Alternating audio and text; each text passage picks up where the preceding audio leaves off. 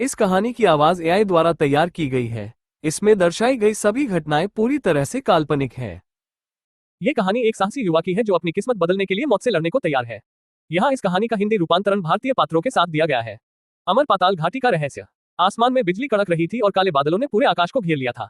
भारी बारिश किसी भी पल शुरू होने वाली थी। वुहू नगर के भीतर आर्यन ने आसमान की ओर देखते हुए खुद से बुदबुदाया, मैं अब और देर नहीं कर सकता। अगर मुझे जल्द ही कोई दिव्य औषधि नहीं मिली तो शायद मुझे अपनी किस्मत बदलने का मौका दोबारा कभी नहीं मिलेगा। आर्यन इस साल 16 साल का हुआ था। उसकी बनावट अपनी उम्र के अन्य लड़कों की तुलना में अधिक बलिष्ठ थी। हालांकि उसका चेहरा सुंदर और युवा था, लेकिन उसकी आंखों में एक ऐसी परिपक्वता थी जो उसके हमउम्र लोगों में नहीं दिखती थी। हालांकि उसके दादा चौहान परिवार के मुखिया थे, लेकिन आर्यन के पास आध्यात्मिक शिराएं न होने के कारण उसे खुद ही जड़ी बूटियां चुननी पड़ती थी। आध्यात्मिक शिराएं न होने का मतलब था कि वह युद्ध कला का अभ्यास करने में असमर्थ था। बचपन से ही वह चुपके से अपने शरीर को प्रशिक्षित कर रहा था, यहाँ तक कि उसने एक बाघ जैसे जंगली जानवर से भी लड़ाई की थी। जीवन और मृत्यु के अनुभवों ने उसे मानसिक रूप से अपने साथियों से कहीं अधिक मजबूत बना दिया था। आर्यन, तुम यहाँ बाहर क्या कर रहे हो? तूफान आने वाला है। क्या तुम वाकई इस मौसम में बाहर जाना चाहते हो? एक पुराने सेवक माधव काका उसकी ओर चलते हुए बोले। आर्यन की मेहनत देख माधव काका के मन में उसके लिए सम्मान तो था, पर उनकी आंखों में एक दुख भी था। आर्यन ने 6 साल तक हर दिन कठिन अभ्यास किया था, लेकिन वह अभी भी मर्त्य युद्ध क्षेत्र के तीसरे स्तर पर ही अटका हुआ था। उसके परिवार के अन्य लड़के चौथे और कुछ तो 5वें स्तर तक पहुंच चुके थे। ये सब इसलिए था क्योंकि उसके पास आध्यात्मिक शिराएं नहीं थी, इसलिए परिवार ने उसे कभी महत्व नहीं दिया और उसे एक साधारण सदस्य की तरह माना गया। काका, मैं बस कुछ जड़ी बूटियां लेने जा रहा हूँ। आर्यन हंसा और दौड़कर उनके पास गया।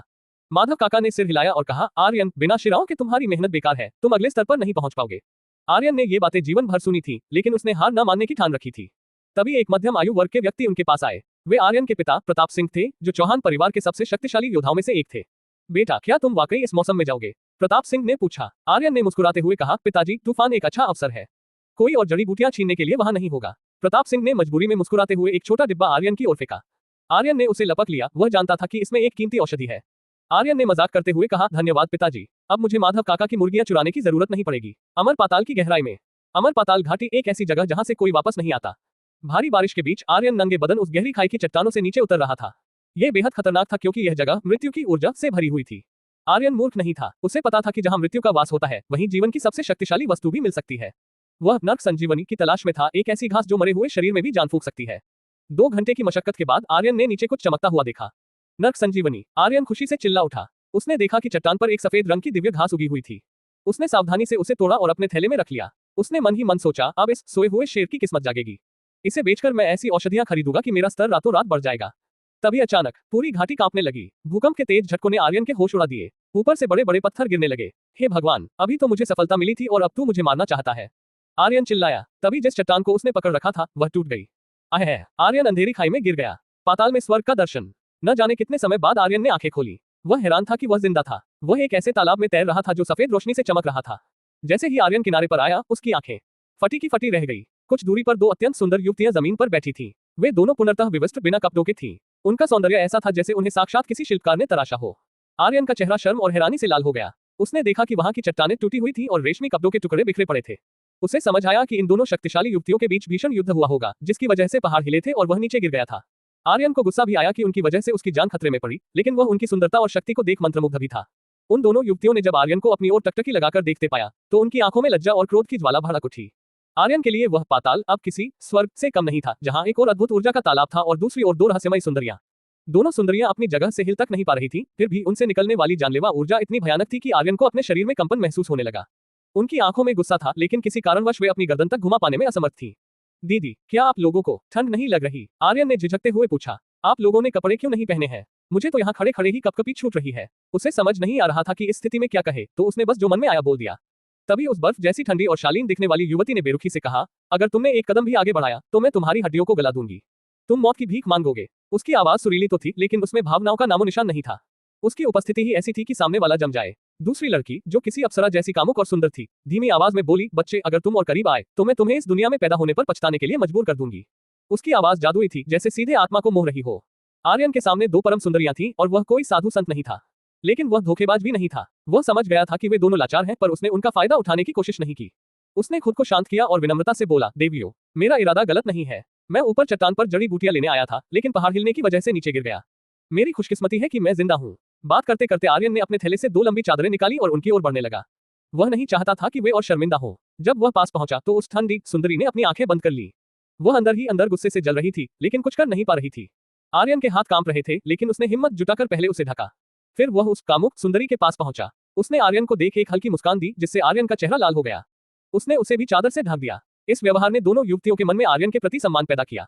उन्हें थोड़ा पछतावा भी हुआ कि उन्होंने उसे धमकी दी थी, जबकि चट्टानें भी उन्हीं की लड़ाई की वजह से गिरी थी। देवियों, क्या आप यहाँ बहुत समय से हैं? आर्यन ने हताशा में पूछा। मुझे यहाँ से बाहर जाने का रास्ता बताइए। मैं यहाँ पूरी जिंदगी नहीं बिता सकता, मुझे बहुत से जरूरी काम करने हैं। कामुक सुंदरी ने मंद मुस्कान के साथ कहा, छोटे भाई, मैंने गौर किया है कि तुम्हारे पास आध्यात्मिक शिरा नहीं है। इस जन्म में तुम कभी शक्तिशाली योद्धा नहीं बन पाओगे, लेकिन मैं तुम्हें परम सूर्य दिव्य शिरा उपहार में दे सकती हूँ। यही नहीं, मैं तुम्हें शक्तिशाली दिव्य कलाएं और जड़ी बूटियों से औषधि बनाने की विद्या भी सिखा सकती हूँ। बस मेरी एक शर्त होगी। आर्यन चौंक गया। साधारण शिराओं के ऊपर दिव्य शिरा का होना ईश्वर के वरदान जैसा था।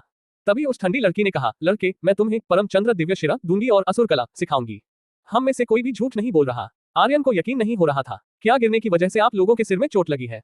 मेरा मजाक मत उड़ाइए। अगर तुम्हें ये मिल गई तो तुम्हें महान योद्धा बनने से कोई नहीं रोक पाएगा। कामुक युवती ने गंभीरता से कहा, लेकिन बदले में तुम्हें भविष्य में हमारी खोई हुई शक्ति वापस पाने में मदद करनी होगी। उन्होंने बताया कि वे एक पुराने दुश्मन के हमले में घायल हो गई थी। उनकी हड्डियां और नसें पूरी तरह टूट चुकी थी। आर्यन का आना उनके लिए बचने का एकमात्र रास्ता था। आर्यन ने एक गहरी सांस ली और कहा, उम्मीद है आप मुझे धोखा नहीं देंगी। मेरा नाम आर्यन है। मैं आप दोनों को किस नाम से पुकारूं? ठंडी सुंदरी बोली, मेरा नाम बैजू बाई है। दूसरी सुंदरी मुस्कुराई, और मैं हूं सुहानी। सुहानी ने समझाया कि वे दोनों दोहरी दिव्य शिराओं की स्वामिनी है, इसलिए उनमें से एक आर्यन को देने से उन्हें कोई नुकसान नहीं होगा। उन्होंने अपनी सुरक्षा के लिए आर्यन के साथ एक रक्त समझौता किया, जो आत्माओं को जोड़ देता है ताकि कोई किसी को धोखा न दे सके। समझौता पूरा होने के बाद आर्यन ने अपने थैले से वही नर्क संजीवनी घास निकाली। क्या यह आपकी चोटें ठीक कर सकती है? सुहानी की आंखों में चमक आ गई। हाँ, इससे हम कम से कम चलने फिरने लायक तो हो ही जाएंगी। आर्यन ने उस घास के 2 टुकड़े किए और अपने हाथों से दोनों सुंदरियों को खिलाया। उसे एक अजीब सी खुशी महसूस हो रही थी। दीदी, आप लोग आखिर हैं कौन? और आपका दुश्मन कौन है? आर्यन की जिज्ञासा अब बढ़ रही थी। बैजू बाई ने उसे ठंडी नजरों से देखा। समझौते में ये कहीं नहीं लिखा कि हमें तुम्हें अपनी पहचान बतानी होगी। सुहानी ने अपने बाल संवारते हुए प्यार से कहा, आर्यन, ये ऐसी बातें हैं जो तुम्हें नहीं पूछनी चाहिए। तुम अभी बहुत छोटे हो। तुम्हारी जिज्ञासा तुम्हारी जान ले सकती है। फिलहाल चलो तुम्हारी दिव्य शिराओं को जागृत करने की प्रक्रिया शुरू करते हैं।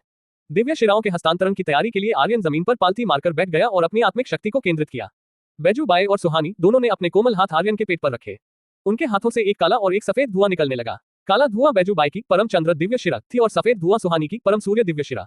आर्यन के शरीर के भीतर सफेद और काली धाराएं दौड़ने लगी, जो उसकी मांसपेशियों, हड्डियों और नसों में लहरों की तरह फैल गईं।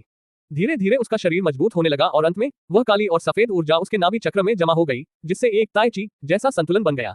ये परम चंद्र सूर्य दिव्य शिरा थी। जब सुहानी और बैजू बाई ने देखा कि दोनों विपरीत शक्तियां आर्यन के भीतर सफलतापूर्वक मिल गई हैं, तो वे अपनी उत्तेजना रोक न सकी। उनके लिए यह एक प्रयोग था, क्योंकि आज तक किसी भी इंसान के शरीर में ये दोनों दिव्य शिराएं एक साथ मौजूद नहीं रही थी। उन्हें समझ आ गया कि अगर ये लड़का मेहनत करे तो एक दिन दुनिया का सबसे महान योद्धा बनेगा। आर्यन ने आंखें खोली। उसे आज से पहले कभी इतना शक्तिशाली महसूस नहीं हुआ था। उसने उत्साह में एक कुटिल मुस्कान दी, जिसे देख दोनों सुंदरियां थोड़ी चिंतित हो गईं। इस दुनिया में योद्धाओं के मर्त्य क्षेत्र के 10 स्तर होते हैं: ऊर्जा शोधन, शरीर शुद्धिकरण, युद्ध काया, शिरा जागरण, प्राण ऊर्जा, दिव्य बोध, आभा शक्ति, दिव्य बल, वास्तविक स्वरूप और पूर्णता। इसके ऊपर सत्य युद्ध क्षेत्र आता है, जहां पहुंचने पर उम्र 1000 साल तक बढ़ जाती है। आर्यन अभी तीसरे स्तर पर था और लंबे समय से चौथे स्तर यानी शिरा जागरण पर नहीं पहुंच पा रहा था। सत्य युद्ध क्षेत्र, दिव्य शिराओं के साथ वहां तक पहुंचना तो इन शक्तियों का अपमान होगा, बैजू बाई ने तिरस्कार से कहा। सुहानी ने आर्यन को समझाते हुए कहा, तुम्हारे पास अब वह शक्ति है जो दुनिया की सीमाओं से परे है। याद रखना, तुम्हें हमारा समझौता पूरा करना है और हमारी खोई शक्ति वापस दिलानी है। आर्यन ने सिर झुकाकर वादा किया। सुहानी ने अपने बालों से एक जादुई अंगूठी निकाली और आर्यन को दी। इस पर अपना खून टिपकाओ, ये तुम्हें अपना स्वामी मान लेगी। तुम हम दोनों को इसके भीतर सुरक्षित रख सकते हो ताकि तुम यहाँ से बाहर निकल सको। आर्यन ने वैसा ही किया। वह ये देखकर दंग रह गया कि इस अंगूठी के भीतर जीवित प्राणी भी रह सकते थे। उसने दोनों महिलाओं को अंगूठी के भीतर पहुंचाया और चट्टान चढ़ना शुरू किया। दिव्य शिराओं की वजह से इस बार चढ़ाई उसके लिए खेल जैसी थी। वह थकान महसूस करने के बजाय प्रकृति से ऊर्जा सोख रहा था। एक दिन की कड़ी मेहनत के बाद वह घाटी के ऊपर पहुंचा और अपने नगर वोहू की ओर चल पड़ा। रास्ते में उसने पूछा, दीदी, आप मुझे वो दिव्य कलाएं कब सिखाएंगी? बैजू बाई की बर्फीली आवाज गूंजी, अभी तुम्हारा शरीर असुर कलाओं को सहने के लिए बहुत कमजोर है। सुहानी ने बीच में कहा, तुम घर पहुंचो, मैं तुम्हें दिव्य कलाओं के साथ औषधि विज्ञान भी सिखाऊंगी।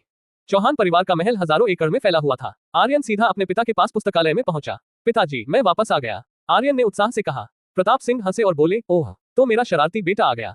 क्या तुम्हें पता है यहाँ कोई तुम्हारा इंतजार कर रहा है? अपनी मंगेतर स्नेहा को याद है? आर्यन के दिमाग में एक प्यारी सी बच्ची की छवि उभरी जिसके साथ वह बचपन में खेला करता था। स्नेहा का परिवार और चौहान परिवार बरसों पुराने मित्र थे। प्रताप सिंह ने खिड़की की ओर इशारा किया। बाहर आंगन में एक युवती टहल रही थी। उसके बाल लंबे थे, सफेद रेशमी कपड़े और सोने के गहनों में वह किसी अप्सरा जैसी लग रही थी। वह अभी सिर्फ 14-15 साल की थी, लेकिन उसका सौंदर्य मंत्रमुग्ध कर देने वाला था। जैसे ही उसने खिड़की से आर्यन को देखा, उसका चेहरा खिल उठा। वह चाहते हुए चिल्लाई, आर्यन भैया। आर्यन उसे देखकर दंग रह गया। वह लड़की जो बचपन में बीमार और कमजोर रहती थी, अब इतनी सुंदर हो गई थी कि अंगूठी के भीतर बैठी सुंदरियों को टक्कर दे सकती थी। यह मेरी मंगेतर है। आर्यन का दिल तेजी से धड़कने लगा। पहले वह अपनी कमजोरी की वजह से झिझकता था, पर अब उसके पास दिव्य शिराएं थी। आर्यन दौड़कर बाहर गया और स्नेहा का हाथ पकड़कर उसे एक कोने में ले गया। स्नेहा, तुम यहाँ कितने दिन रहोगी? उसने मुस्कुराते हुए पूछा। स्नेहा ने धीरे से कहा, आर्यन भैया, मैं और मेरे पिता बस कुछ देर के लिए आए हैं। असल में मेरा परिवार चाहता है कि हमारा रिश्ता टूट जाए। वे मुझे यादव परिवार के उस घमंडी जादूगर लड़के से मिलवाना चाहते हैं जो औषधि बनाने में माहिर है। स्नेहा इस साम्राज्य की सबसे प्रतिभाशाली लड़की थी, जो 14 साल की उम्र में ही छठे स्तर पर पहुंच चुकी थी। दुनिया की नजर में यादव परिवार का वह लड़का ही उसके योग्य था।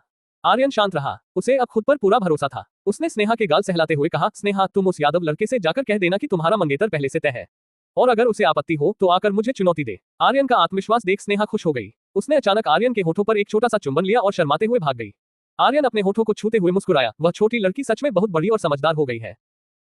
1 महीने बाद जब चांद आसमान में ऊंचा चढ़ा तो एक पहाड़ की चोटी पर नीली रोशनी चमक रही थी। दूर से देखने पर ऐसा लग रहा था मानो कोई तारा पहाड़ पर गिर गया हो। अपनी नई शक्तियों के बारे में दूसरों को पता न चले, इसलिए आर्यन जड़ी बूटियां इकट्ठा करने के बहाने इस पहाड़ पर अभ्यास करने आया था। अधिक मात्रा में प्राण ऊर्जा सोखने और आकाश और धरती के बीच छिपी बिजली और हवा की शक्ति को महसूस करने के लिए वह शिखर पर पहुंचा। वहां उसने देखा कि काले बादल उमड़ रहे थे और तेज हवाएं चलने लगी थीं। बादलों के बीच बिजली कौंध रही थी। अचानक एक बिजली की कड़क सीधे पहाड़ की चोटी पर गिरी, मानो उसे तहस नहस कर देगी। ये भयानक दृश्य असल में आर्यन द्वारा नीलनाग दिव्य कला के अभ्यास का परिणाम था। आसमान में गरजती बिजली और तेज तूफान उसके अभ्यास की शक्ति से पैदा हुए थे। जैसे ही बिजली उसके शरीर से टकराए, उसने न केवल उस प्रचंड प्रहार से अपने शरीर को फौलाद जैसा बनाया, बल्कि उसकी ऊर्जा को अपने भीतर सोखना भी शुरू कर दिया। उसका ये कदम आत्मघाती था। बिजली प्रकृति की सबसे विनाशकारी शक्तियों में से एक है, जिससे बड़े बड़े योद्धा भी डरते हैं। लेकिन आर्यन नीलनाग दिव्य कला के जरिए उसी बिजली का इस्तेमाल खुद को निखारने के लिए कर रहा था। आधी रात तक ये सिलसिला चलता रहा। दर्द से तपता आर्यन का चेहरा अब धीरे धीरे सामान्य हो रहा था। उसके कपड़े जगह जगह से फट गए थे और शरीर पर काले निशान पड़ गए थे, जिनसे धुआं निकल रहा था। लेकिन उन निशानों के ऊपर एक नीली रोशनी चमक रही थी, जो उसके जख्मों को तेजी से भर रही थी। ताकतवर बनने के लिए ये दर्द कुछ भी नहीं है, आर्यन ने मुट्ठी भींचकर मन ही मन चिल्लाया। कुछ दिन और बीत गए। आर्यन अब पूरी तरह बदल चुका था। जब उसने अपनी आंखें खोली तो उनमें बिजली जैसी चमक थी। ये सचमुच एक दिव्य कला है। साधारण युद्ध कलाएं इसके सामने कुछ भी नहीं। सिर्फ 1 महीने में मैं मर्त्य क्षेत्र के 5वें स्तर यानी प्राण ऊर्जा तक पहुंच गया हूं। उसने अपने भीतर 5 ऊर्जा चक्रों को घूमते हुए महसूस किया। अब वह अपनी इच्छा से ऊर्जा को नियंत्रित कर सकता था। 16 साल की उम्र में 5वें स्तर पर पहुंचना उसे एक महाप्रतिभाशाली योद्धा बनाता था। आर्यन की एक हथेली पर लाल रंग की अग्नि ऊर्जा और दूसरी पर नीली लकड़ी ऊर्जा चमक रही थी। उसने अग्नि पक्षी और नील नाग दोनों की शक्तियों को साध लिया था। सुहानी ने उसके मन में संदेश भेजा, यहाँ की प्राण ऊर्जा बहुत कम है। अगर तुम तेजी से आगे बढ़ना चाहते हो तो अब तुम्हें औषधियों का सहारा लेना होगा। अब जब तुम अपनी ऊर्जा से अग्नि पैदा कर सकते हो तो तुम औषधि निर्माण सीखना शुरू कर सकते हो। सुहानी और बैजूबाई चाहती थी कि आर्यन जल्द से जल्द शक्तिशाली बने ताकि वे अपनी खोई हुई शक्ति वापस पा सकें। जैसे ही आर्यन ने चौहान हवेली के द्वार में कदम रखा, एक अहंकारी युवक उसके पास आया। वह करण था, जिसके पिता परिवार की एक शाखा के सेनापति थे। अरे, चौहान परिवार के बड़े कुंवर साहब आ गए। तुम्हें पता है, यादव परिवार के उस जादूगर लड़के ने तुम्हें चुनौती दी है। वह तुमसे औषधि निर्माण और युद्ध दोनों में मुकाबला करना चाहता है। चुनौती? ये कब हुआ? आर्यन थोड़ा हैरान हुआ। करण हंसते हुए बोला, सबको लगा कि तुम डरकर छिप गए हो। 10 दिन पहले उस लड़के ने ये चुनौती दी थी क्योंकि उसकी नजर तुम्हारी मंगेतर स्नेहा पर है। तुम्हारी किस्मत ही खराब है। आर्यन ने अपना गुस्सा पी लिया और मुस्कुराते हुए कहा, करण, क्या तुम्हें याद है बचपन में मैंने तुम्हें कुत्ते की गंदगी में गिराया था? क्या तुम वाकई मुझसे इस लहजे में बात करना चाहते हो? करण का चेहरा गुस्से से तमतमा उठा, पर वह पीछे हट गया।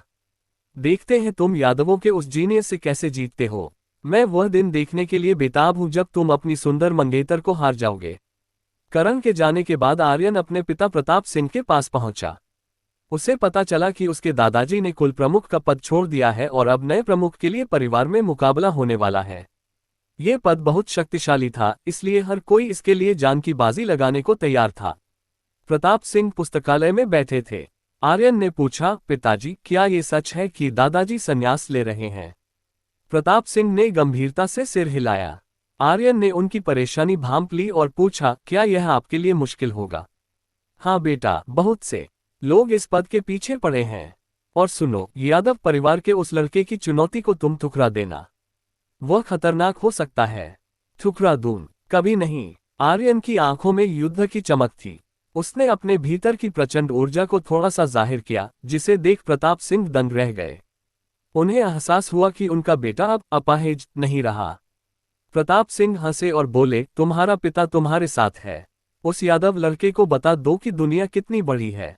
आर्यन ने मुस्कुराते हुए कहा, पिताजी, क्या मुझे कुछ पैसों की मदद मिल सकती है? मैं कुछ जड़ी बूटियां उगाना चाहता हूं। प्रताप सिंह थोड़े हैरान हुए, क्योंकि जड़ी बूटियां उगाना बहुत धैर्य और अनुभव का काम है, जो अक्सर बूढ़े लोग करते हैं।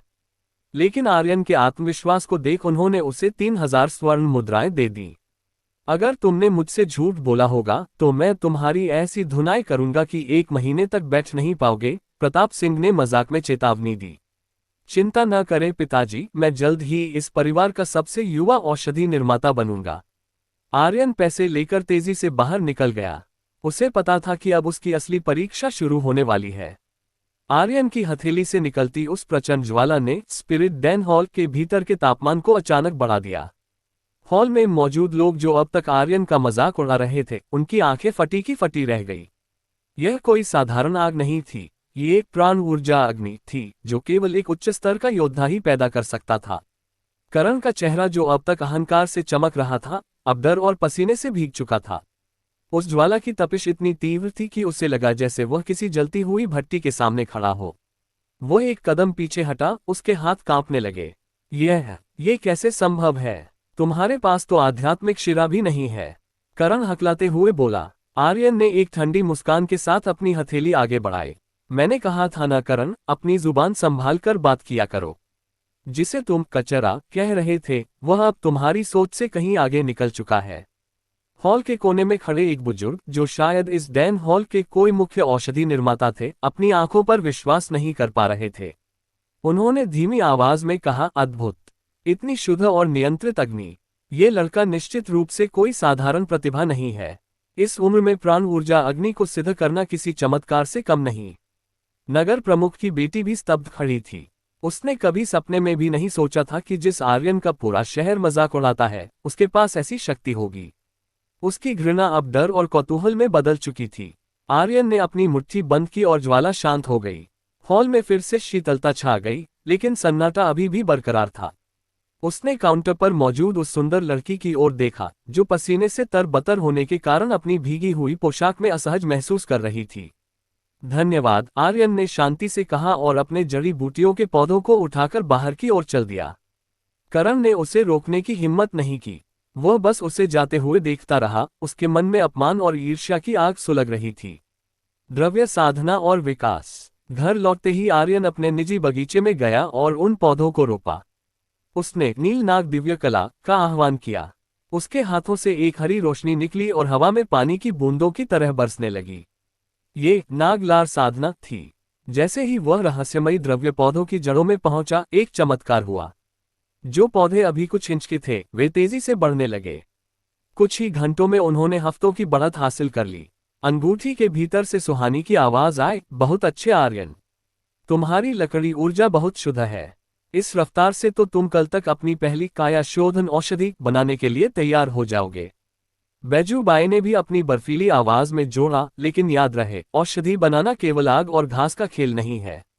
इसके लिए तुम्हें अपनी आत्मिक शक्ति का उपयोग करके जड़ी बूटियों के भीतर की ऊर्जा के सूक्ष्म बदलावों को महसूस करना होगा।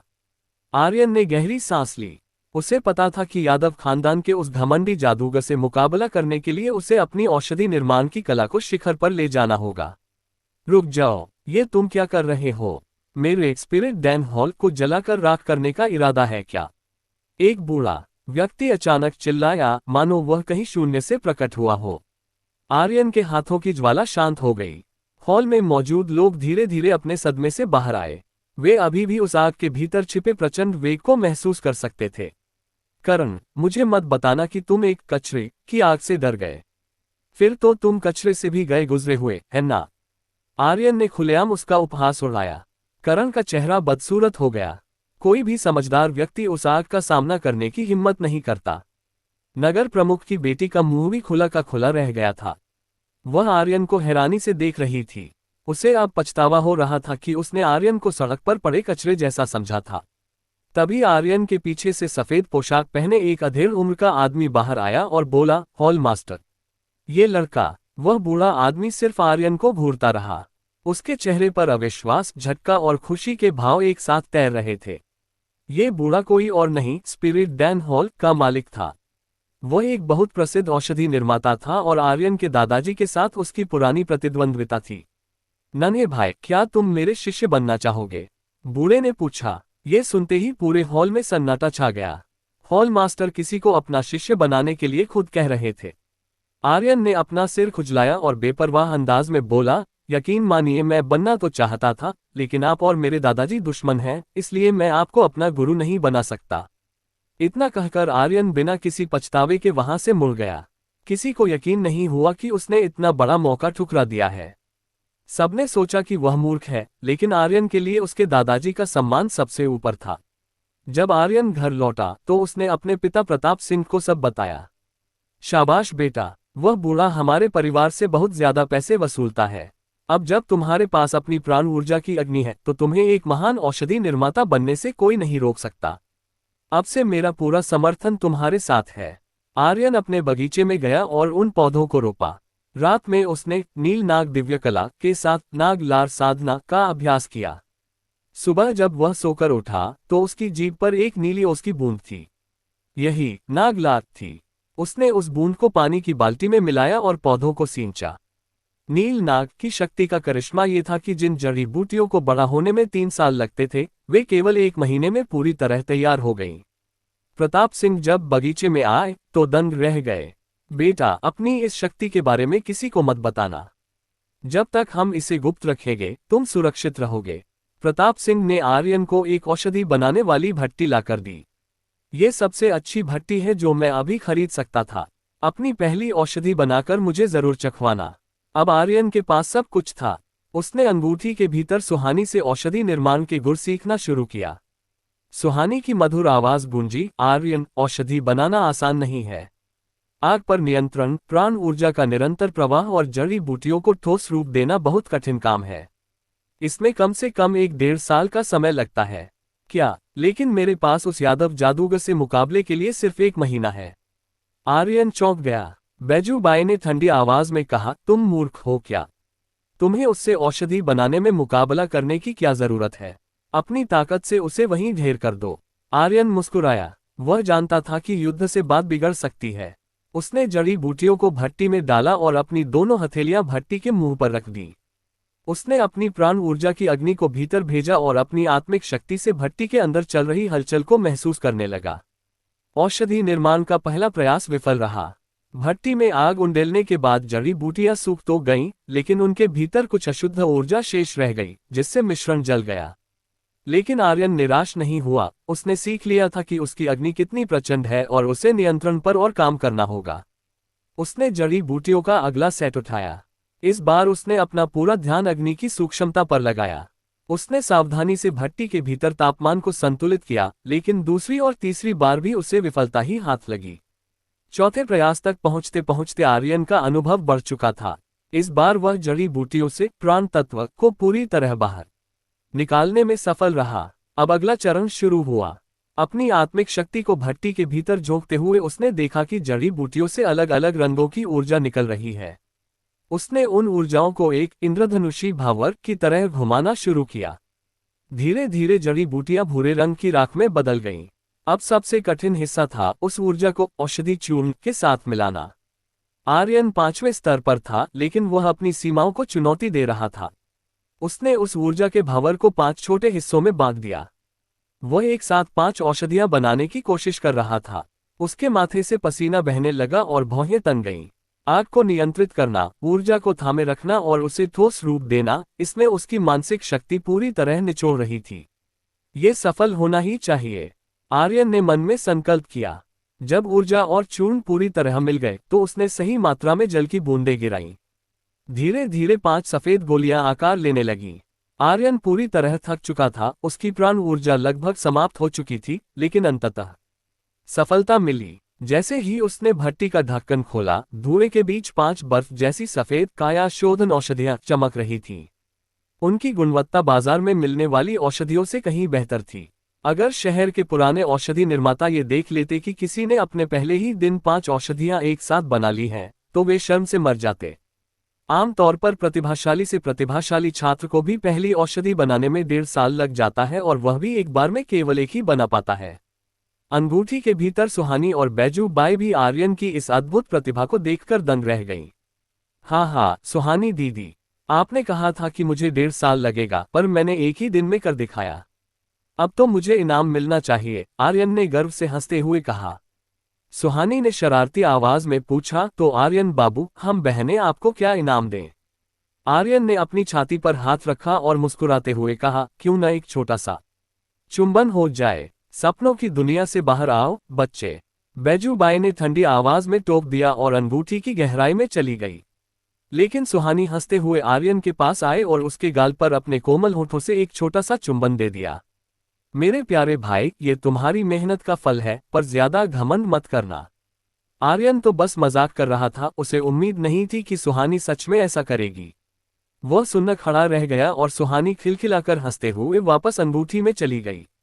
आर्यन ने एक लंबी सांस ली और मुस्कुराया, सच में, ये औरत बहुत खतरनाक है, मेरा दिल ही निकाल लेगी।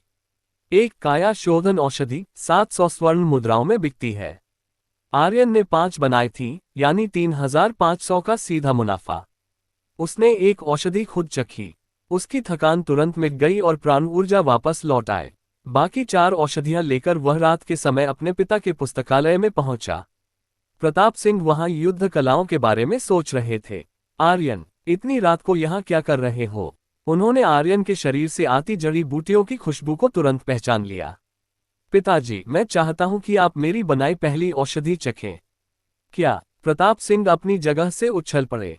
एक दिन में? तुमने एक ही दिन में औषधि बनाना सीख लिया? जब उन्होंने आर्यन के हाथ में 4 सफेद चमकदार गोलियां देखीं, तो उनका मुंह खुला का खुला रह गया। ये तो अभी भी गर्म है। उन्हें अपनी आंखों पर विश्वास नहीं हो रहा था। उन्हें समझ आ गया कि उनका बेटा हजारों साल में पैदा होने वाला एक दुर्लभ, महाप्रतिभाशाली योद्धा है। इनकी गुणवत्ता स्पिरिट डैन हॉल से कहीं बेहतर है। मैं इन्हें बेचने और तुम्हारे लिए नई जड़ी बूटियां लाने में मदद करूंगा, प्रताप सिंह ने गर्व से कहा। अगले कुछ दिनों में आर्यन ने पीछे मुड़कर नहीं देखा। वह दिन रात अभ्यास करता रहा। उसने केवल काया शोधन औषधि ही नहीं, बल्कि प्राण ऊर्जादायक, स्वर्ण घाव निवारक और विषनाशक जैसी कई औषधियां बनाना सीख लिया। सुहानी की तकनीकें इतनी बेमिसाल थीं कि आर्यन की प्रगति बिजली की रफ्तार से हो रही थी। 1 महीना बीत चुका था और अब आर्यन निम्न स्तर की औषधियां बनाने में माहिर हो चुका था। जैसे ही बुजुर्ग ने भट्टी से 5 बर्फ जैसी सफेद गोलियां निकाली, पूरे मैदान में सन्नाटा छा गया। हर किसी की आंखों में अविश्वास था। 5, एक साथ 5 काया शोधन औषधियां। किसी ने भीड़ में से फुसफुसाते हुए कहा। यह न केवल अविश्वसनीय था कि एक 16 साल के लड़के ने औषधि बना ली थी, बल्कि यह भी कि उसने पहली ही बार में 5 औषधियां निकाल दी थीं। आमतौर पर अनुभवी लोग भी एक बार में केवल 1 या 2 ही बना पाते थे। वह बुजुर्ग, जो चौहान परिवार के कद्दावर सदस्य थे, उन्होंने एक औषधि को अपनी उंगलियों के बीच घुमाते हुए बारीकी से जांचा। उनकी आंखें गर्व और आश्चर्य से भर गईं। यह तो बाजार में मिलने वाली औषधियों से कहीं अधिक शुद्ध है। आर्यन, तुमने सचमुच कमाल कर दिया। प्रताप सिंह का सीना गर्व से चौड़ा हो गया। उन्होंने अपने भाई प्रताप सागर की ओर देखा, जिसका चेहरा अब पीला पड़ चुका था। सागर को अपनी आंखों पर यकीन नहीं हो रहा था। उसके माथे पर पसीने की बूंदें चमक रही थीं। यह धोखा है। इसने जरूर कोई जादू या चालाकी की है। सागर लड़खड़ाते हुए चिल्लाया। आर्यन ने शांति से भट्टी को उठाया और सागर की आंखों में आंखें डालकर कहा, चाचा जी, यहाँ मौजूद हर किसी ने और परिवार के बुजुर्गों ने अपनी आंखों से मुझे औषधि बनाते देखा है। क्या आप ये कह रहे हैं कि ये सब भी मेरे साथ मिले हुए हैं? शर्त के मुताबिक अब वह 1000 साल पुरानी रक्त संजीवनी घास मेरी हुई। सागर का पूरा शरीर गुस्से और शर्म से कांप रहा था। वह हजारों लोगों के सामने एक बच्चे से हार गया था। उसे न केवल अपनी सबसे कीमती जड़ी बूटी खोनी पड़ी, बल्कि उसे अब प्रताप सिंह के कुलपति बनने के रास्ते से भी पीछे हटना पड़ा। बुजुर्ग ने कड़े स्वर में कहा, सागर, अपनी बात से मुकरो मत। चौहान परिवार में वचन का बहुत महत्व है। आर्यन ने अपनी योग्यता सिद्ध कर दी है। एक औषधि निर्माता का परिवार में होना हमारे लिए सौभाग्य की बात है। सागर ने कांपते हाथों से अपने थैले में से एक चमकती हुई लाल रंग की घास निकाली। जैसे ही वह बाहर आए, पूरे मैदान में एक शक्तिशाली ऊर्जा का एहसास हुआ। आर्यन ने उसे लपक लिया और एक हल्की मुस्कान के साथ कहा, धन्यवाद चाचा जी। इस जीत के साथ ही प्रताप सिंह के कुलपति बनने का रास्ता साफ हो गया।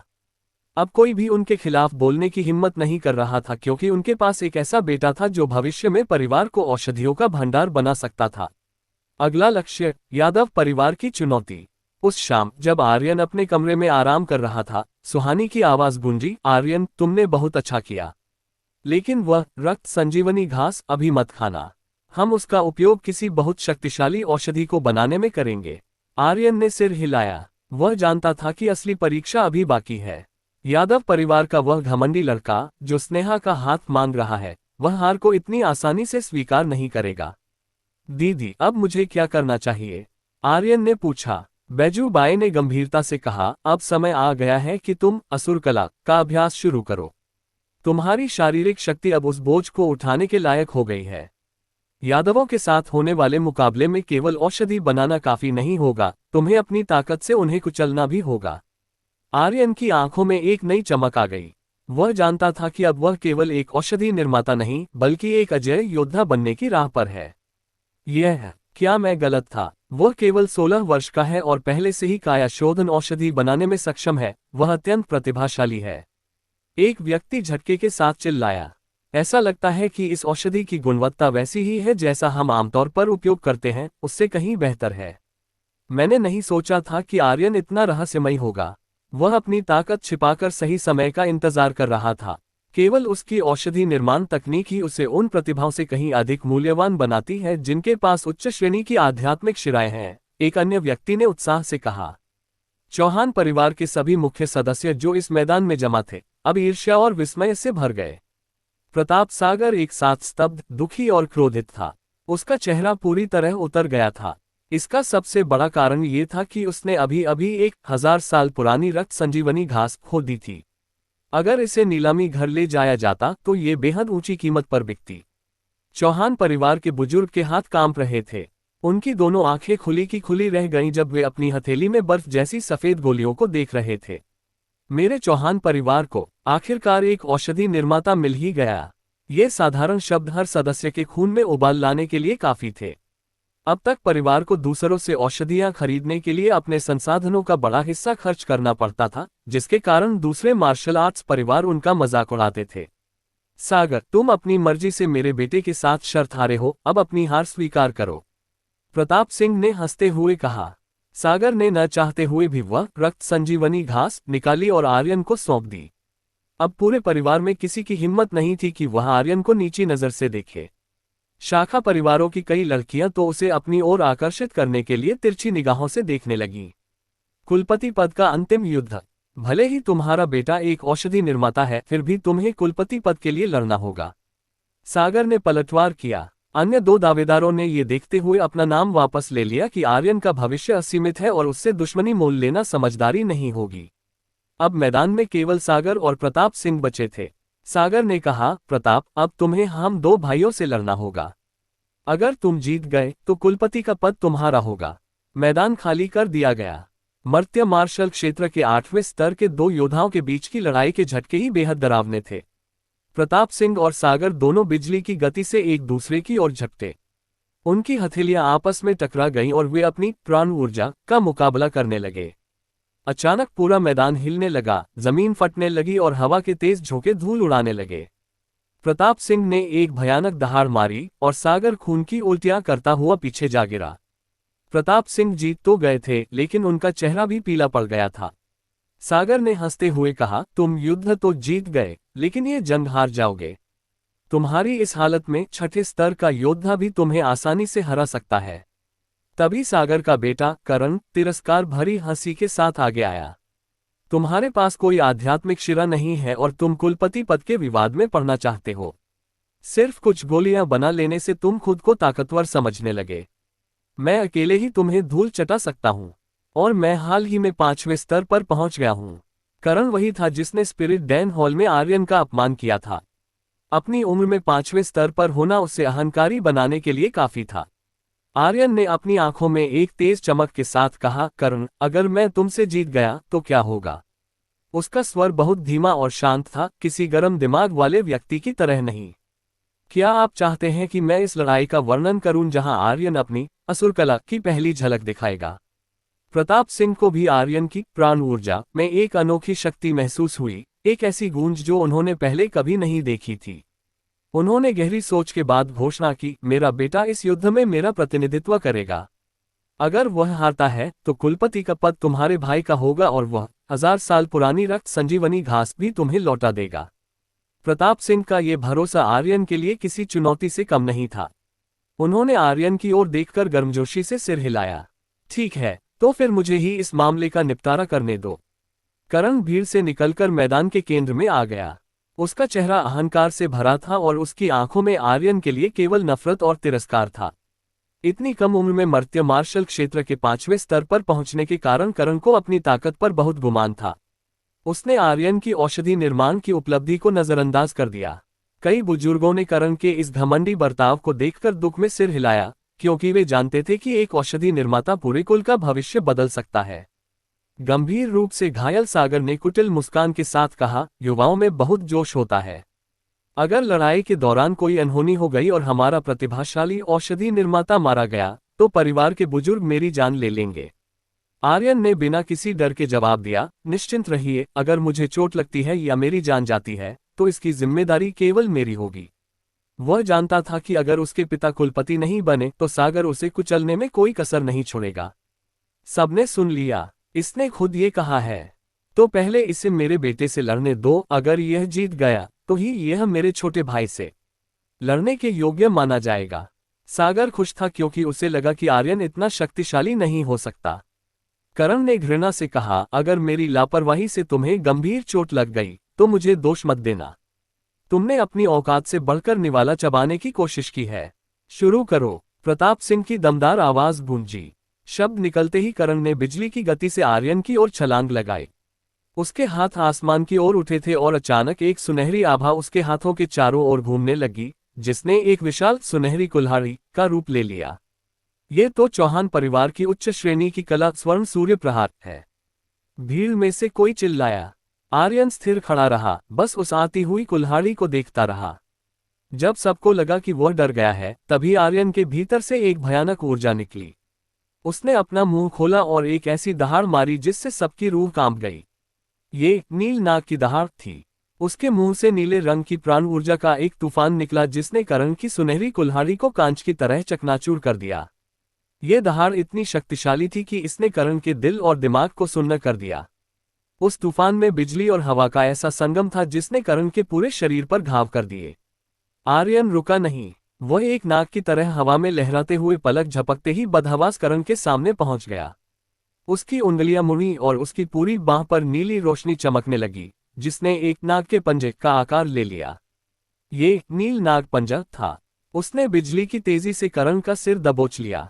उस पंजे के नाखून चाकुओं की तरह तेज थे और उन पर नाग की खाल स्केल्स साफ देखी जा सकती थी। करण के गले से एक दर्दनाक चीख निकली और वह खून की उल्टियां करता हुआ पीछे जा गिरा। पूरा मैदान सन्न रह गया। बिना किसी आध्यात्मिक शिरा के आर्यन ने 5वें स्तर के योद्धा को क्षण भर में धूल चटा दी थी। करण लहूलुहान जमीन पर पड़ा था, हालांकि आर्यन ने उसे जान से नहीं मारा था, जो उसकी दयालुता को दर्शाता था। आर्यन ने अपनी ठंडी और स्थिर निगाहों से सागर की ओर देखा और कहा, इसकी हार का दोष इसकी अधूरी कलाओं को ही दिया जा सकता है। अब मैं अपने पिता की ओर से लड़ने के लिए तैयार हूं।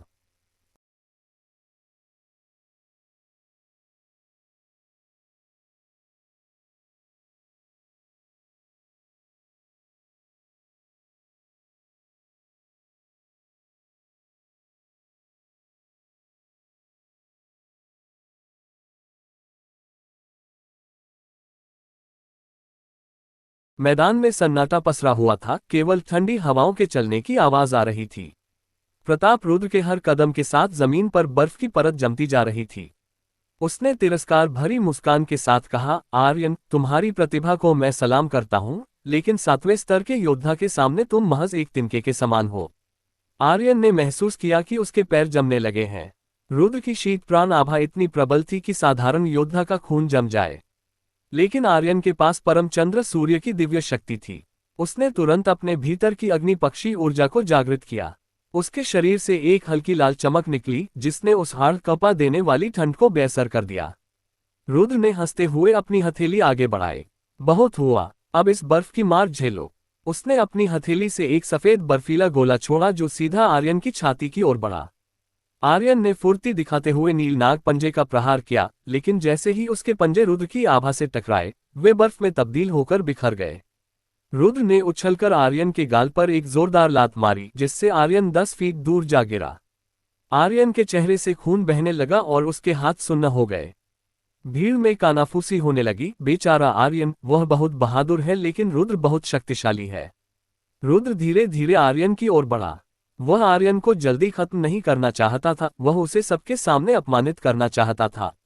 चौहान परिवार के सबसे बड़े जीनियस का अंत इतना बुरा होगा, मैंने सोचा नहीं था। लेकिन तभी आर्यन अचानक उछलकर खड़ा हो गया। उसके शरीर पर जमी बर्फ पिघलने लगी। उसके भीतर का ताइची चक्र तेजी से घूमने लगा था, जो रुद्र की ठंडी ऊर्जा को सोखकर उसे अपनी शक्ति में बदल रहा था। रुद्र फिर से झपटा। इस बार उसने प्रचंड हिम ऊर्जा का प्रयोग किया, एक ऐसी कला जो लोहे को भी चीर सकती है। उसने आर्यन के सीने पर एक घूंसा जड़ा। आर्यन के मुंह से खून निकला, लेकिन उसने अपनी जगह नहीं छोड़ी। प्रताप सिंह चिल्लाए, आर्यन! उसकी आभा ऊर्जा बहुत प्राण ऊर्जा और मानसिक शक्ति खर्च करती है। उसे थकाओ। अगर वह आभा का उपयोग नहीं करेगा तो तुम उसे हरा सकते हो। आर्यन समझ गया, उसे बस वक्त गुजारना था। वह एक सांप की तरह रुद्र के प्रहारों से बचते हुए मैदान में इधर उधर दौड़ने लगा। रुद्र को गुस्सा आ रहा था। वह जितनी बार प्रहार करता, आर्यन अंतिम क्षण में बच निकलता। रुद्र की सांसें अब फूलने लगी थीं। उसकी प्राण ऊर्जा तेजी से घट रही थी। डरपोक, खड़ा होकर लड़! रुद्र दहाड़ा। उसने अपनी बची कुची पूरी शक्ति एक अंतिम प्रहार में झोंक दी। उसने हवा में छलांग लगाए और एक विशाल बर्फीला खंभा बनाकर आर्यन पर गिराने की कोशिश की। यही वह मौका था जिसका आर्यन इंतजार कर रहा था। आर्यन ने अपनी आंखें बंद की। उसने महसूस किया कि रुद्र की मानसिक शक्ति अब कमजोर पड़ चुकी है। उसने अपनी परम सूर्य ऊर्जा को अपने दाहिने हाथ में और परम चंद्र को बाएं हाथ में केंद्रित किया। अब मेरी बारी है। आर्यन की आवाज पूरे मैदान में गूंजी। उसने दोनों हाथों को मिलाकर एक ऐसा धमाका किया जिसने रुद्र के बर्फीले खंभे को भाप बनाकर उड़ा दिया।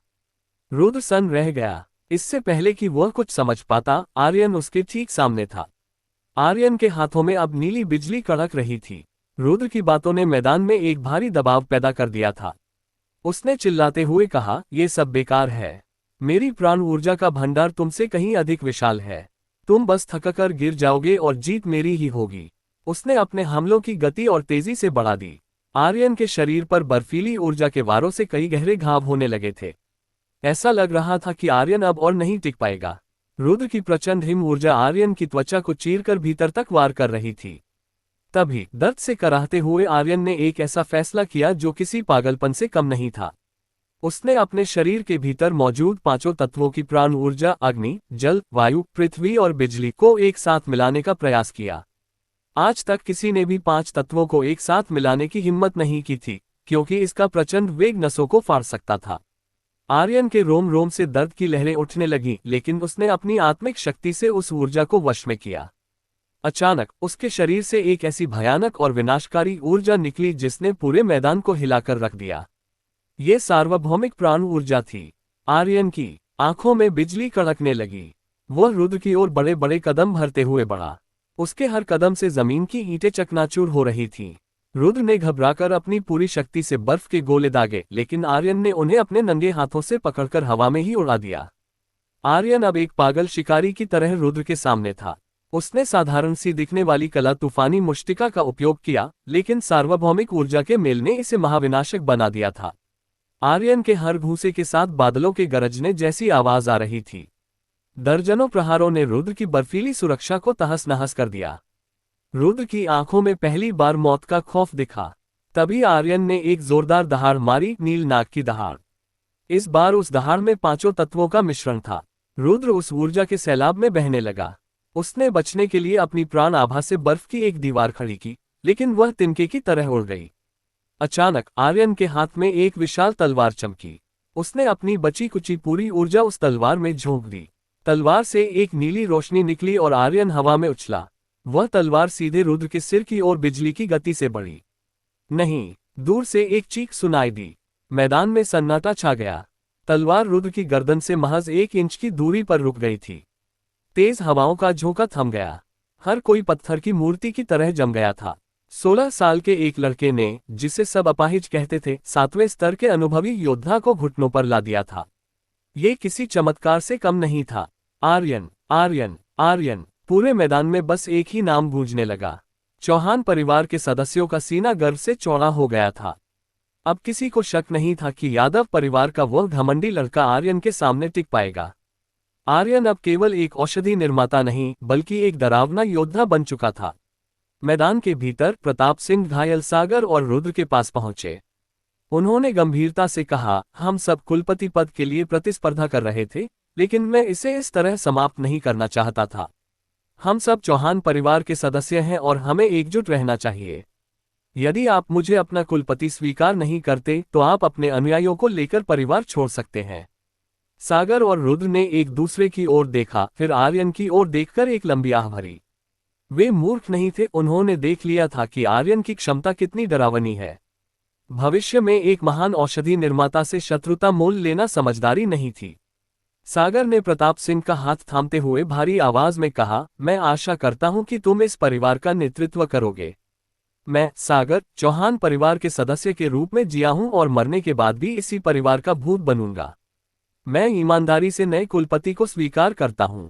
आर्यन ने भी आगे बढ़कर अपनी पिछली गलतियों के लिए क्षमा मांगी, जिसे देखकर बड़ों ने संतोष जताया।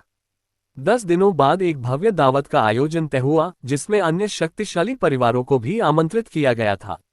साधना और नई चुनौती। आर्यन अपने कमरे में लौटा। रुद्र के साथ हुई लड़ाई में उसके शरीर पर कई घाव आए थे। जैसे ही वह उपचार शुरू करने वाला था, बैजू बाई और सुहानी उसके सामने प्रकट हुई। तुम बहुत लापरवाह हो, बैजू बाई ने ठंडी आवाज में डांटा। अगर तुम्हें कुछ हो जाता तो हमारी सारी मेहनत बेकार चली जाती। सुहानी ने मुस्कुराते हुए कहा, तुम साहसी तो हो, छोटे असुर। अगली बार सावधान रहना। अब लेटो, मैं तुम्हारे घावों पर मरहम लगा देती हूँ। सुहानी के कोमल हाथों से उपचार कराते हुए आर्यन को बहुत सुकून मिला। लेकिन उसका मन शांत नहीं था। उसे पता था कि आगामी दावत में यादव परिवार के उस जादूगर के साथ उसका औषधि निर्माण का मुकाबला होगा। पूरा शहर चौहान परिवार को अपमानित होते देखने के लिए आ रहा था, क्योंकि किसी को आर्यन की नई शक्तियों की खबर नहीं थी। आर्यन ने अगले 10 दिनों में मध्यम श्रेणी की मर्त्य औषधि बनाने का संकल्प लिया। सुहानी ने उसके मन में संदेश भेजा, इतने कम समय में मध्यम श्रेणी की औषधि बनाना कठिन है। इसके लिए तुम्हें 7वें स्तर पर होना चाहिए ताकि तुम अपनी दिव्य दृष्टि से अग्नि को पूरी तरह नियंत्रित कर सको। क्या कोई और रास्ता है? आर्यन ने पूछा। बैजू बाई की बर्फीली आवाज गूंजी, अमर पाताल कुंड। आर्यन को याद आया कि जिस खाई में वह गिरा था, वहां एक चमकता हुआ कुंड था। सुहानी ने बताया, वो कुंड साधारण नहीं है। वह प्राचीन देवताओं और असुरों की ऊर्जा से बना है। वहां की ऊर्जा तुम्हें तेजी से शक्तिशाली बना सकती है। आर्यन ने तुरंत तैयारी की। उसने नागलार का उपयोग जड़ी बूटियों पर किया और अपने पिता को बताकर चुपके से दोबारा अमर पाताल घाटी की ओर निकल पड़ा। रास्ते में सुहानी ने उसे बताया कि वह स्थान अमर पाताल इसलिए कहलाता है क्योंकि वहां महान देवताओं और दानवों के अवशेष दफन हैं, और वह कुंड उन्हीं की शुद्ध ऊर्जा का निचोड़ है। आर्यन का दिल तेजी से धड़क रहा था। यदि वह उस कुंड की ऊर्जा को सोखने में सफल रहा तो यादव परिवार का घमंडी जादूगर उसके सामने टिक भी नहीं पाएगा। आर्यन अमर पाताल घाटी की उस गहरी काली खाई के मुहाने पर खड़ा था। नीचे उमड़ते मृत्यु तत्व को देख उसने बुदबुदाते हुए पूछा, सुहानी दीदी, क्या इस दुनिया में वाकई देवता और दानव होते हैं? सुहानी ने हल्की फुसकार के साथ जवाब दिया, बिल्कुल होते हैं। यह मत समझना कि सत्य युद्ध क्षेत्र ही योद्धाओं की अंतिम सीमा है। उसके ऊपर 3 और चरम अवस्थाएं हैं, और फिर आता है निर्वाण क्षेत्र। निर्वाण प्राप्त करने के बाद कोई भी दिव्य युद्ध विश्व में प्रवेश कर सकता है। उसने आगे समझाया कि ये दुनिया जहां वे रह रहे हैं, उसे मर्त्य युद्ध विश्व कहा जाता है। यहाँ प्राण ऊर्जा बहुत कम है, इसलिए शक्तिशाली राक्षस और योद्धा यहाँ कम ही मिलते हैं। असली योद्धा उन जगहों पर रहते हैं जहां ऊर्जा का भंडार बादलों जैसा घना होता है, हालांकि वे स्थान बहुत खतरनाक भी होते हैं। बैजू बाई ने अपनी बर्फीली आवाज में आर्यन को टोकते हुए कहा, अभी तुम बहुत तुच्छ और छोटे हो। इस अनंत संसार में कई छिपे हुए लुक और खजाने हैं। अगर तुम में ताकत है तभी तुम इस विशालता का अनुभव कर पाओगे। फिलहाल तुम बस यह समझो कि तुम इस महान मार्शल जगत में कितने छोटे और महत्वहीन हो। आर्यन ने अपनी मुट्ठी भींच ली। अब उसके पास दुनिया का एक बड़ा नजरिया था। वह बिना देर किए उस खाई में कूद गया। अब वह 5वें स्तर पर था, इसलिए उसे धीरे धीरे उतरने की जरूरत नहीं थी। अमर पाताल कुंड की साधना। आर्यन सीधा उस चमकते हुए सफेद कुंड में जा गिरा। सुहानी ने बताया कि इस कुंड में प्राचीन देवताओं और असुरों की ऊर्जा भरी हुई है। यह ऊर्जा शरीर और आत्मा को निखारने के लिए बेहतरीन है, लेकिन ये प्रक्रिया बहुत दर्दनाक होती है। आर्यन ने अपने कपड़े उतारे और कुंड के भीतर समा गया। वहां वह पानी के नीचे भी सांस ले सकता था। जैसे ही उसने ताइची दिव्य कला का आह्वान किया, उसे लगा जैसे कोई अदृश्य शक्ति उसे चारों तरफ से निचोड़ रही हो। उसे ऐसा महसूस हुआ जैसे हजारों चींटियां उसकी हड्डियों को काट रही हो और उसका शरीर फटने वाला हो। 5 दिनों तक वह उस असहनीय दर्द से गुजरा। जब वह बाहर निकला और किनारे पर आकर लंबी सांसें लेने लगा, तो उसकी काया पहले से कहीं अधिक फौलादी हो चुकी थी। सुहानी ने मुस्कुराते हुए कहा, अभी तुम्हारा स्तर नहीं बढ़ा है, लेकिन तुमने अमर असुर शरीर की नींव रख दी है। 6ठा स्तर, दिव्य दृष्टि का उदय। आर्यन ने अगले 2 दिन खाई की गहराई में ही बिताए। वह नंगे बदन अपनी नील नाग ऊर्जा का अभ्यास कर रहा था। उसके हर प्रहार से चट्टानें टूटकर गिर रही थीं। वह अपनी ऊर्जा को अपने मस्तिष्क की ओर निर्देशित कर रहा था ताकि अपनी दिव्य दृष्टि को जागृत कर सके। 6ठे स्तर यानी दिव्य दृष्टि क्षेत्र में प्रवेश करने के लिए उसे अपनी आत्मा के द्वार को खोलना था। आर्यन जमीन पर पालथी मारकर बैठ गया और अपनी प्राण ऊर्जा को एकाग्र किया। ध्यान की गहराई में उसे अपनी आत्मा के भीतर एक सुनहरा दरवाजा दिखाई दिया। आर्यन ने अपनी नील नाग ऊर्जा को एक विशाल ड्रैगन के रूप में बदला और उस सुनहरे दरवाजे पर जोरदार प्रहार किया। दरवाजा खुलते ही एक सुनहरी आभा चारों ओर फैल गई। आर्यन की आंखें खुलीं और उसके शरीर से 5 तत्वों की ऊर्जा एक भयानक तूफान की तरह बाहर निकली।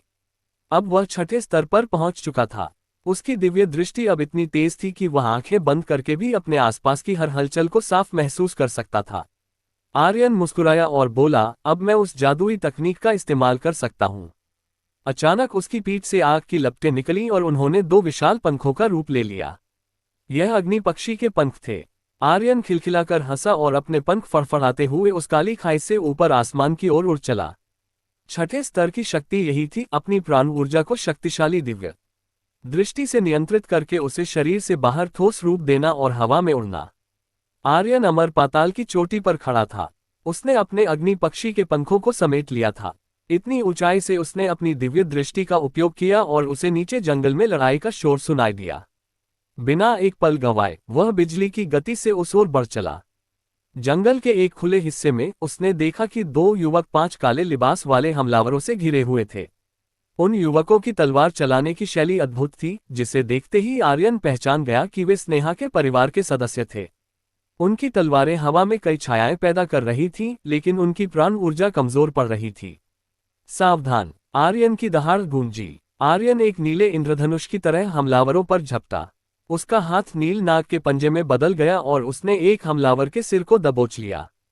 उसी क्षण उसके मुंह से नील नाग की भयंकर दहाड़ निकली, जिसकी ऊर्जा ने उस हमलावर के सिर को चकनाचूर कर दिया। बाकी हमलावर और स्नेहा के चचेरे भाई अंकित और राहुल सन्न रह गए। आर्यन रुका नहीं, उसने तुरंत तूफानी मुष्टिका का प्रहार किया। उसके घूंसे इतनी तेज गति से चल रहे थे कि हवा में उनकी परछाइयां दिखाई दे रही थीं। हर घूंसे के साथ एक धमाका हो रहा था। कुछ ही क्षणों में उसने दूसरे हमलावर को भी ढेर कर दिया। आर्यन की मदद से बाकी हमलावर भी जल्द ही परास्त हो गए। अंकित और राहुल ने हाथ जोड़कर आर्यन का आभार व्यक्त किया। धन्यवाद बड़े भाई, मेरा नाम अंकित है और यह राहुल है, अंकित ने सम्मान से कहा। हालांकि आर्यन उम्र में छोटा था, लेकिन उसकी कद काठी और परिपक्वता उससे बड़ा दिखाती थी। शिष्टाचार की आवश्यकता नहीं है। मेरा नाम आर्यन है। हमारे परिवारों के बीच पुराना रिश्ता है, तो यह मेरा कर्तव्य था, आर्यन ने उत्तर दिया। ये सुनकर दोनों युवक चौंक गए। क्या आप सच में वही आर्यन हैं? अंकित को विश्वास नहीं हो रहा था। वे जानते थे कि आर्यन के पास आध्यात्मिक शिराएं नहीं थीं, लेकिन आज उसकी ताकत देखकर वे दंग थे। बातचीत के दौरान पता चला कि हमलावर किसी गुप्त संगठन के हत्यारे थे। आर्यन ने अपनी प्राण ऊर्जा की अग्नि से उन शवों को भस्म कर दिया। ये देख अंकित समझ गया कि आर्यन ने यादव परिवार की चुनौती क्यों स्वीकार की थी, वह एक औषधि निर्माता बन चुका था। राहुल ने शर्मिंदा होकर कहा, आर्यन भाई, हमें माफ कर दें। हमने हमेशा आपको नीची नजरों से देखा, पर आज आपने हमारी जान बचाई है। आर्यन ने मुस्कुराते हुए पूछा, कोई बात नहीं। क्या स्नेहा भी उत्सव में आ रही है? अंकित हंसते हुए बोला, वही तो इस पूरी चुनौती की जड़ है। वह आपके फैसले पर पूरा भरोसा करती है। लेकिन सावधान रहिएगा, यादव परिवार का वह जादूगर विक्रांत बहुत चालाक है। वह औषधि निर्माण में बहुत माहिर है। जब वे वोहू नगर के द्वार के करीब पहुंचे तो उन्होंने दूर से घोड़ों और रथों का एक बड़ा काफिला आता देखा। रथों पर यादव कुल का प्रतीक चिन्ह बना था। यादव परिवार हमेशा से अपनी शान शौकत के लिए जाना जाता था। अचानक काफिले के अंगरक्षकों में से एक ने चिल्लाकर कहा, तुम तीनों तुरंत अपना नाम बताओ, वरना तुम्हें हत्यारा समझकर खत्म कर दिया जाएगा। इससे पहले कि आर्यन कुछ कहता, एक तेज धार वाली तलवार हवा को चीरती हुई बिजली की गति से सीधे आर्यन की ओर बढ़ी। उस पर शक्तिशाली प्राण ऊर्जा चढ़ी हुई थी।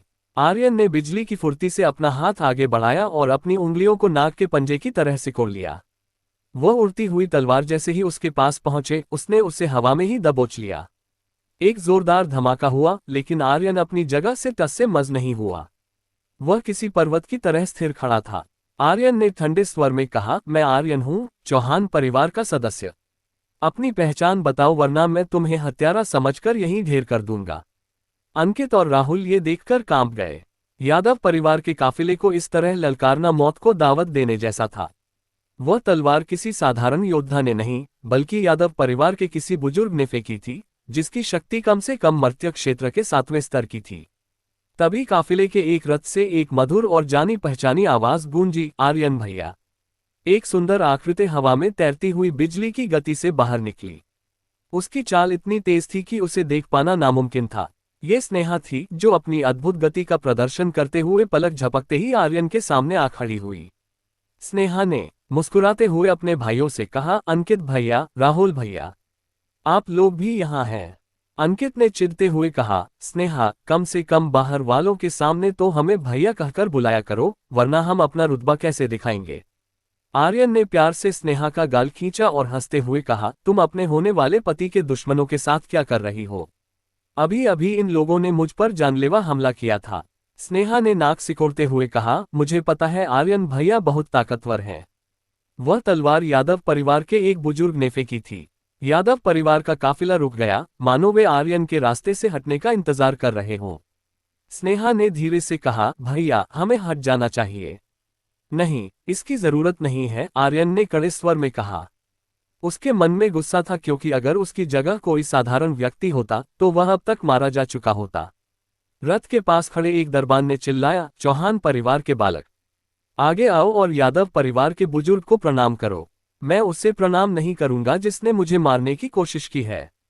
और मेरे परिवार का ऐसा कोई नियम नहीं है कि मैं किसी बाहरी बुजुर्ग के आगे झुकूं, आर्यन ने बेबाकी से जवाब दिया।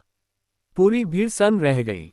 तभी काफिले के भीतर से एक घमंडी और कमजोर सी आवाज आई, एक बेकार सा लड़का अपनी हेकड़ी दिखा रहा है, आगे बढ़ो। वह आवाज दूर से आई थी, लेकिन साफ थी, जिससे पता चलता था कि बोलने वाला व्यक्ति शक्तिशाली था। आर्यन ने मुस्कुराते हुए वह पकड़ी हुई तलवार उठाए और उसमें अपनी पूरी प्राण ऊर्जा झोंक दी। उसने वह तलवार वापस काफिले की ओर इतनी तेजी से फेंकी कि उसने मुख्य रथ के पहिए को बीच से चीर दिया। एक नीली रोशनी चमकी और जोरदार धमाका हुआ। आर्यन ने शांत भाव से कहा, माफ करना, मैंने बस आपकी तलवार लौटाई है, पर वहां उसे पकड़ने वाला कोई नहीं था। यादव परिवार के लोग गुस्से से भर गए, लेकिन वे आगे नहीं बढ़े। काफिला धीरे धीरे आगे बढ़ गया।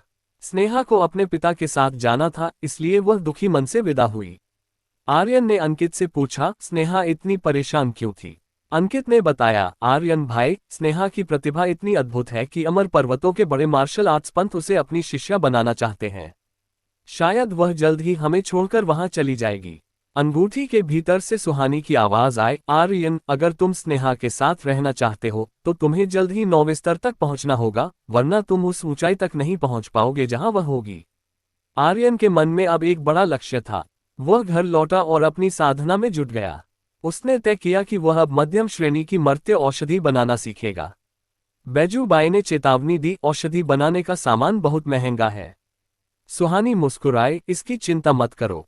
तुम्हारे पास वह नर्क संजीवनी और 1000 साल पुरानी रक्त संजीवनी है। इन्हें बेचकर हम सारा सामान खरीद सकते हैं। अब समय आ गया है कि तुम 4 प्रतीकों की दिव्य कला के असली अस्त्रों की खोज करो। दिव्य अस्त्र, क्या ये देवताओं द्वारा उपयोग किए जाने वाले शस्त्र थे? जाहिर है कि ये अत्यंत शक्तिशाली रहे होंगे। इसके अलावा ये कुल 4 थे, लेकिन पिछली चर्चाओं से पता चला था कि ये 4 पशुओं के दिव्य अस्त्र बहुत ही खास और रहस्यमय थे। बैजूबाई ने बताया, ये दिव्य अस्त्र 4 प्रतीकों की दिव्य कला के साथ ही पैदा हुए थे। हमारे गुरु को केवल ये साधना मिली थी, जबकि अस्त्र बिना किसी निशान के खो गए थे। कहा जाता है कि केवल वही व्यक्ति इन अस्त्रों की मान्यता प्राप्त कर सकता है जो इस दिव्य कला का अभ्यास करता हो। सुहानी ने अपने हाथ फैलाते हुए कहा, हालांकि मैं इस कला का अभ्यास करती हूँ, लेकिन मेरा इन अस्त्रों को खोजने का कोई इरादा नहीं है। मुझे इनमें कोई दिलचस्पी नहीं है। आर्यन और दोनों युवतियों के बीच लंबी बातचीत हुई, जिससे आर्यन को युद्ध कलाओं की दुनिया के बारे में बहुत कुछ सीखने को मिला। इसके बाद आर्यन अपने पिता से 10,000 स्वर्ण मुद्राएं लेकर तुरंत स्पिरिट डेन हॉल पहुंचा। वह जल्द से जल्द मध्यम श्रेणी की औषधि बनाना चाहता था ताकि विक्रांत यादव को हरा सके और अपनी ताकत बढ़ा सके। क्या कीमतें 3 गुना बढ़ा दी गई हैं? आर्यन ने काउंटर के पास खड़े होकर हॉल मास्टर की ओर देखते हुए अपनी भौहें सिकुड़ी। हॉल मास्टर ने अपनी दाढ़ी सहलाते हुए कहा, यही तयशुदा कीमत है। अगर कोई सवाल है तो मालिक से पूछो। हॉल मास्टर की बात सुनकर आर्यन हैरान रह गया। मालिक, इससे पहले उसने कभी किसी और के मालिक होने की बात नहीं सुनी थी। तभी एक अहंकारी आवाज गूंजी, आज से चौहान परिवार का कोई भी सदस्य अगर यहाँ से कुछ खरीदेगा तो उसे 5 गुना दाम देना होगा। यह आवाज विक्रांत यादव की थी। यादव परिवार ने अचानक स्पिरिट डेन हॉल को खरीद लिया था। विक्रांत सीढ़ियों से उतरते हुए नीचे आया। वह बहुत सुंदर था और उसने सुनहरे रंग के शानदार कपड़े पहने थे। उसके पीछे 2 बूढ़े अंगरक्षक थे जिनकी नजरें बहुत तेज थीं। विक्रांत की नजरों में अहंकार भरा था। उसने सबको देखते हुए अपनी नजर आर्यन पर टिका दी। तुम अस्थि मज्जा शोधक औषधि बनाने के लिए जड़ी बूटियां और उनके पौधे खरीद रहे हो? क्या तुम वाकई इन्हें बनाने वाले हो? विक्रांत ने तिरस्कार के साथ पूछा। तो क्या हुआ? क्या इस दुनिया में केवल तुम ही औषधि निर्माता बन सकते हो? आर्यन ने पलटकर जवाब दिया। विक्रांत हंसा, मैंने सुना है कि तुम प्राण ऊर्जा की आग निकाल सकते हो, पर इसका मतलब यह नहीं कि तुम औषधि बना लोगे। इसके लिए आग पर बहुत बारीक नियंत्रण चाहिए होता है। अगर तुम्हारे जैसे साधारण आवारा लोग औषधि बनाने लगे तो दुनिया में औषधि निर्माताओं की कमी ही नहीं रहती। आर्यन के दिमाग में एक योजना आई। उसने मुस्कुराते हुए कहा, यादव परिवार के जीनियस, यह आवारा वाकई औषधि निर्माण समझता है।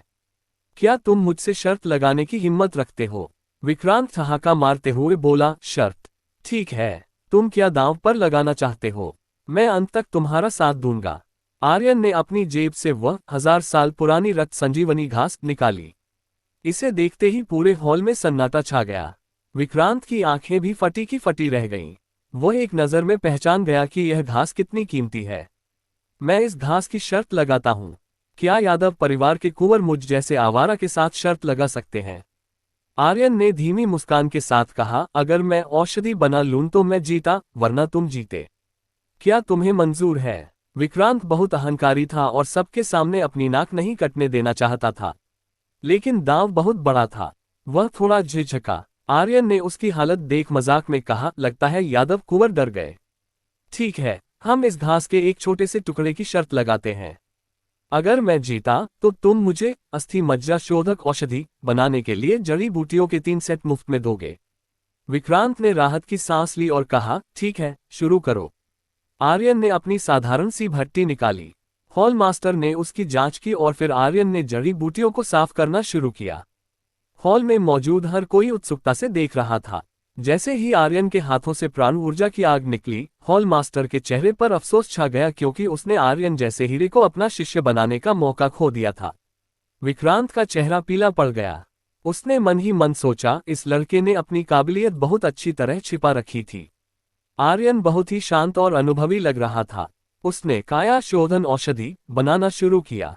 1 घंटा बीत गया और जैसे ही आर्यन के चेहरे की गंभीरता कम हुई, सबको समझ आ गया कि वह सबसे कठिन चरण पार कर चुका है। हो गया। आर्यन ने भट्टी का ढक्कन खोला। पूरे हॉल में जड़ी बूटियों की भीनी भीनी खुशबू फैल गई। जैसे ही सफेद धुआं हटा, भट्टी के भीतर 5 बर्फ जैसी सफेद गोलियां चमक रही थीं। भीड़ ने एक गहरी सांस ली। आर्यन ने न केवल औषधि बना ली थी, बल्कि उसकी गुणवत्ता बाजार में मिलने वाली औषधियों से कहीं बेहतर थी। एक 16 साल के लड़के के हाथों इतनी कम समय में और ऐसी साधारण भट्टी से 5 औषधियां बनते देख विक्रांत यादव का अहंकार मिट्टी में मिल गया। विक्रांत यादव का गोरा और सुंदर चेहरा अब बिगड़ने लगा था। उसके चेहरे की मांसपेशियां गुस्से और हैरानी से फड़क रही थीं। उसने कभी नहीं सोचा था कि इस दुनिया में उसके बराबर की योग्यता रखने वाला कोई और युवा औषधि निर्माता भी हो सकता है। आर्यन ने अपनी हथेली पर 5 काया शोधन औषधियां रखीं और उन्हें किसी टॉफी की तरह मजे से अपने मुंह में डाल लिया। मुस्कुराते हुए उसने विक्रांत से कहा, अब क्या आप मुझे अस्थि मज्जा शोधक औषधि के लिए जड़ी बूटियां दे सकते हैं? आर्यन को इतनी ताज़ी बनी औषधियों को नाश्ते की तरह खाते देख वहां मौजूद हर व्यक्ति की आंखें फटी की फटी रह गईं। वे मन ही मन आर्यन की इस अमीरी को कोस रहे थे। क्या सभी औषधि निर्माता औषधियों को मिठाइयों की तरह खाते हैं?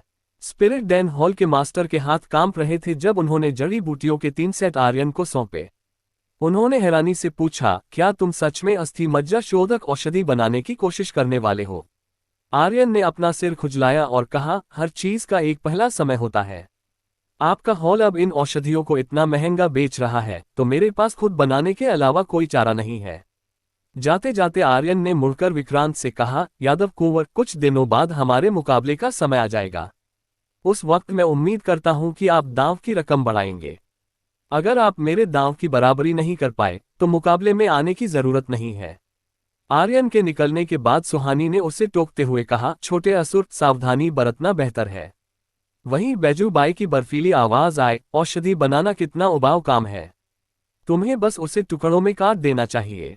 ये सुनकर आर्यन सिहर उठा। उसे याद आया कि बैजू बाई एक खूंखार असुर कला की स्वामिनी है।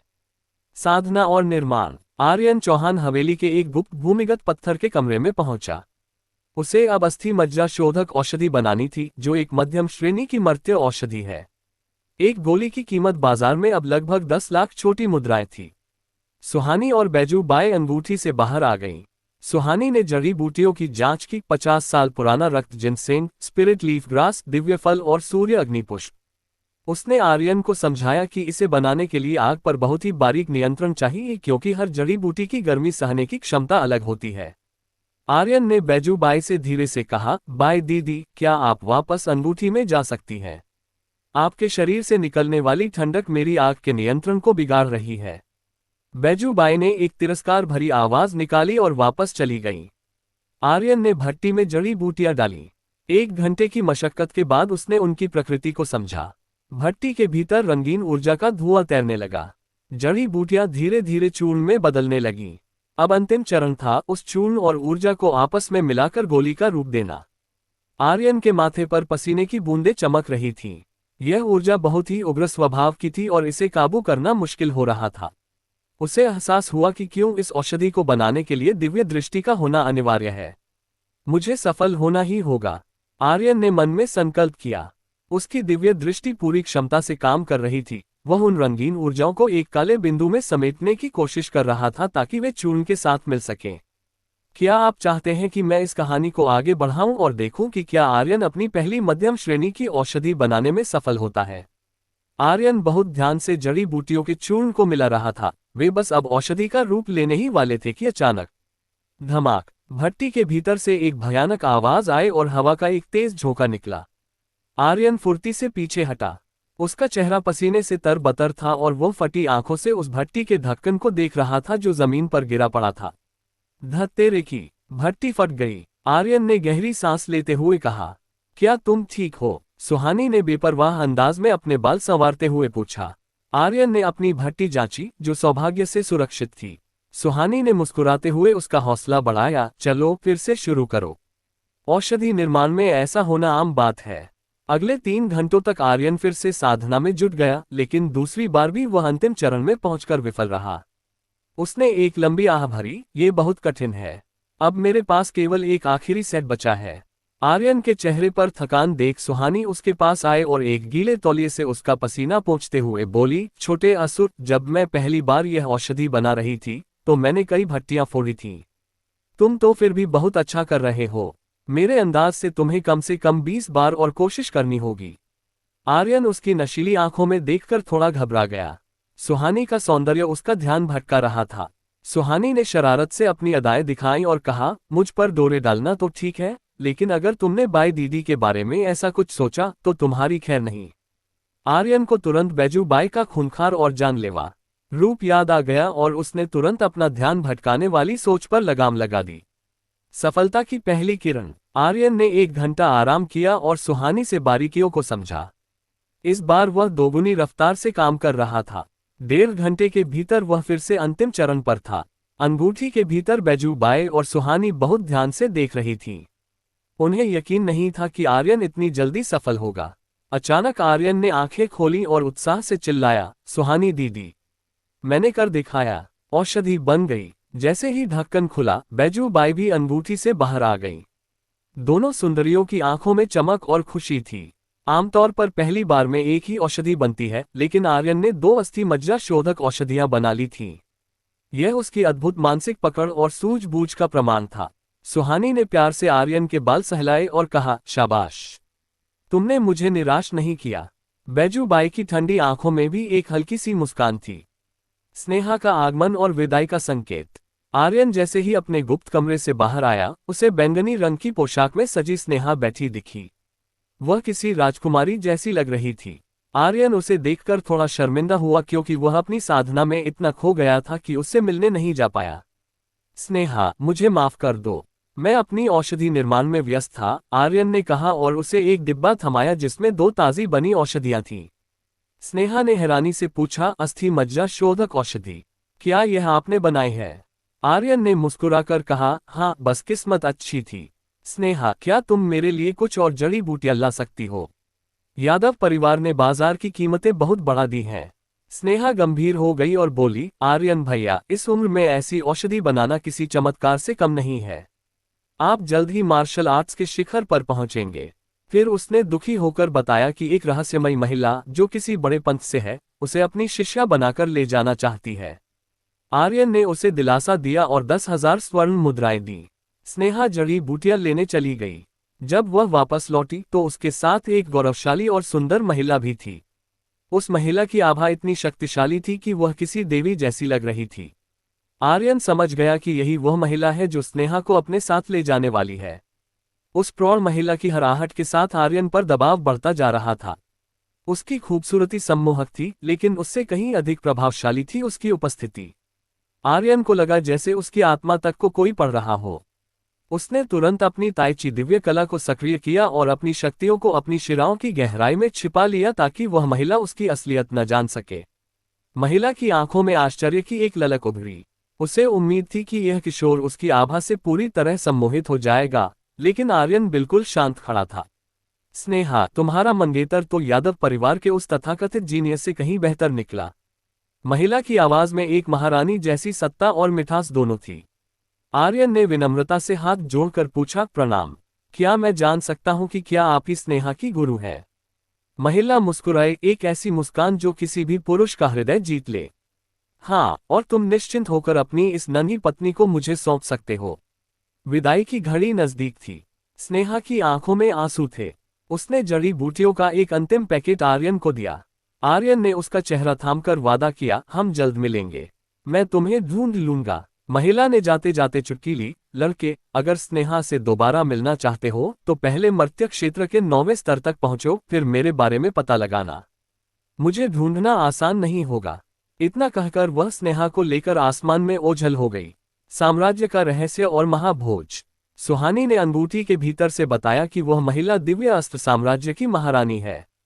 वह दुनिया के 8 सबसे बड़े धर्म पंथों में से एक की स्वामिनी है। स्नेहा का उसका शिष्य बनना बहुत बड़े सौभाग्य की बात है। आर्यन ने खुद को संभाला।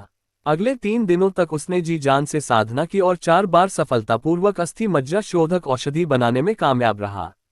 आज चौहान परिवार की ओर से नए कुलपति की दावत का दिन था।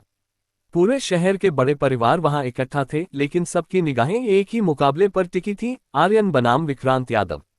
मैदान के बीचों बीच एक ऊंचा मंच तैयार किया गया। आर्यन ने साधारण काले तंग कपड़े पहने थे जो उसकी फुर्ती के लिए सही थे। दूसरी ओर विक्रांत यादव सुनहरे लिबास और रत्नों से जड़ी तलवार के साथ किसी राजकुमार की तरह खड़ा था। उसका अहंकार उसके चेहरे पर साफ झलक रहा था। आर्यन ने मंच पर चढ़ते ही चुनौती दी, विक्रांत यादव, क्या तुम आज के दांव को और बढ़ाना चाहोगे? विक्रांत ने ठंडी आवाज में कहा, मेरा यादव परिवार तुम्हारे हर दांव की बराबरी करने की ताकत रखता है। आर्यन मुस्कुराया, मैं यहां अपनी ओर से शर्त लगा रहा हूं, पूरे परिवार की ओर से नहीं। क्या एक महान औषधि निर्माता को मेरे जैसे अकेले लड़के के दांव की बराबरी करने के लिए पूरे परिवार की मदद की जरूरत है? विक्रांत का चेहरा गुस्से से लाल हो गया। वह जानता था कि बिना अपने परिवार के समर्थन के वह आर्यन की उस 1000 साल पुरानी रक्त संजीवनी घास के दांव की बराबरी नहीं कर सकता। तभी यादव परिवार के एक बुजुर्ग ने दखल देते हुए कहा, बकवास बंद करो। विक्रांत पूरे यादव परिवार का प्रतिनिधित्व कर रहा है, इसलिए परिवार का समर्थन उसके साथ ही रहेगा। मुकाबला शुरू होने वाला था। पूरा मैदान शांत हो गया। ये केवल दो युवाओं की लड़ाई नहीं थी, बल्कि दो परिवारों की प्रतिष्ठा का सवाल था।